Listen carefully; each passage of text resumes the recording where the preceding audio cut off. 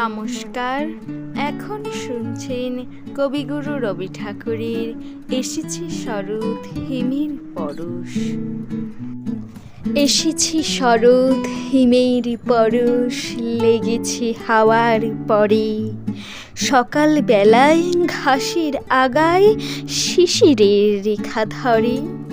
আমলকি বন কাঁপে, যেন তার বুক করে দুরু দুরু। পেয়েছি খবর, পাতা খসানোর সময় হয়েছে শুরু।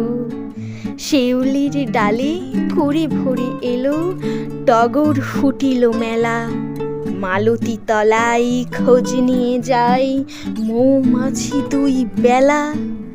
গগনে গগনে বর্ষণ শেষে মেঘেরা পেয়েছে ছাড়া।